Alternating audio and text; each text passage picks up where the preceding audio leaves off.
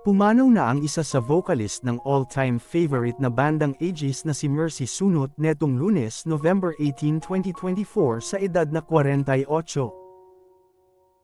Ang malungkot na balita ay ibinahagi sa official Facebook page ng banda netong umaga ng Lunes, ilang araw matapos humingi ng dasal si Mercy sa publiko para sa kanyang paggaling. Ayon sa video na ibinahagi ni Mercy sa kanyang social media account, makikitang nakarete ito sa ospital habang nakakabit ang aparato sa kanyang ilong.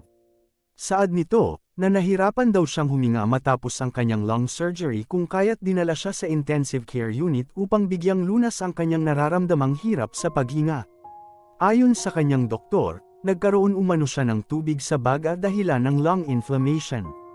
Umiiyak na humihingi si Mercy ng dasal sa publiko sa aniyay isang mabigat na pagsubok na dumating sa kanyang buhay.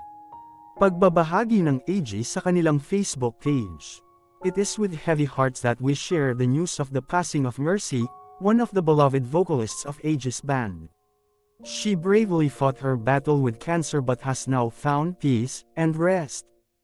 She has touched countless lives, inspiring fans and lifting spirits with every song she sang. Her passion, warmth, and unforgettable presence on stage will forever be cherished in our hearts.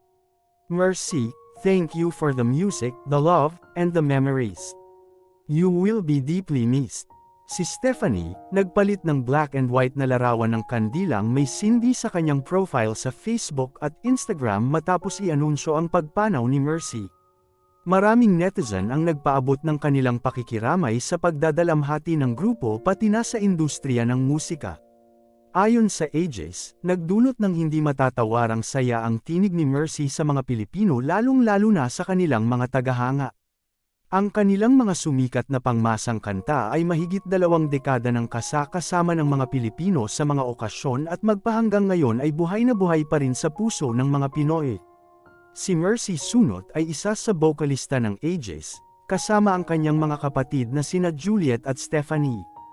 Kabilang sa mga sumikat nilang awitin ay Sinta, Luha, Basang-basa sa ulan, at marami pang iba. Salamat sa mga awitin. Rest in peace, Mercy.